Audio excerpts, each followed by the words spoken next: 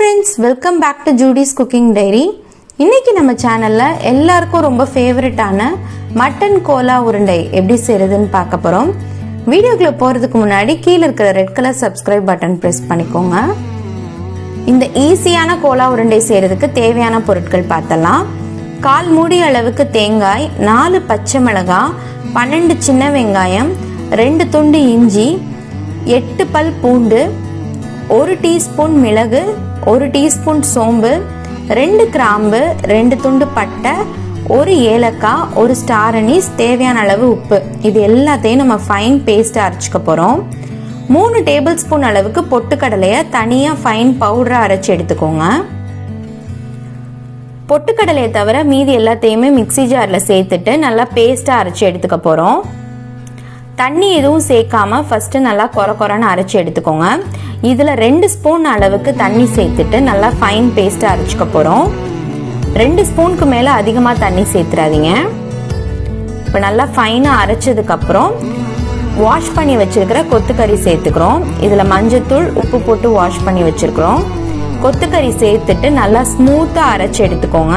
எவ்வளவுக்கு எவ்வளவு ஸ்மூத்தா அரைக்கிறீங்களோ அது அளவுக்கு உங்களுக்கு கோலா உருண்டை நல்லா டேஸ்டா இருக்கும்.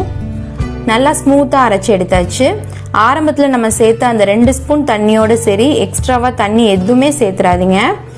அவ்வளவுதான், நமக்கு சூப்பரா கொத்துக்கறி நல்லா கிரைண்ட் ஆகி வந்துருச்சு. நீங்க இருக்கிற ஏரியால கொத்துக்கறி கிடைக்கலனா எலும்பில்லாத மட்டன் வாங்கிட்டு அதை பொடி பொடியா கட் பண்ணி மிக்ஸி ஜார்ல போட்டு எடுத்தீங்கன்னா கொத்துக்கறி ரெடி ஆயிரும்.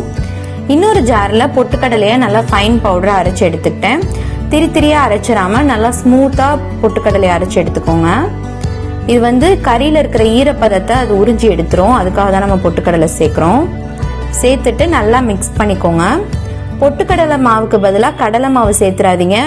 கோலா உருண்டை ஹார்ட் ஆயிரும். கொஞ்சமா பொடியா நறுக்குன கொத்தமல்லி சேர்த்துட்டு அதையும் நல்லா மிக்ஸ் பண்ணிட்டு உருண்டை பிடிச்சிடலாம்.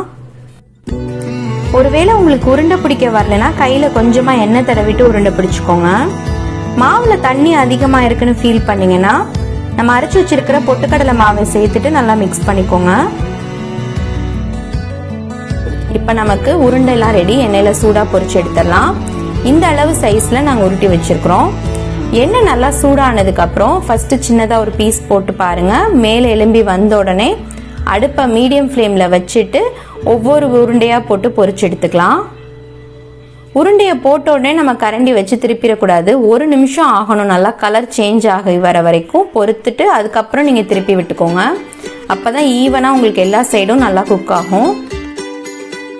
அடுப்பு சிம்லேயே வச்சு குக் பண்ணுங்க. இல்லைன்னா வெளியில இருக்கிற லேயர் குக் ஆகி உள்ள மட்டன் வேகாம இருக்கும். 10 நிமிஷத்துல நம்ம சிம்லேயே வச்சு குக் பண்ணதுனால சூப்பரான மட்டன் கோலா உருண்டை ரெடி ஆயிடுச்சு. நல்லா கோல்டன் ப்ரௌன் கலர்ல வெந்திருக்கு பாருங்க.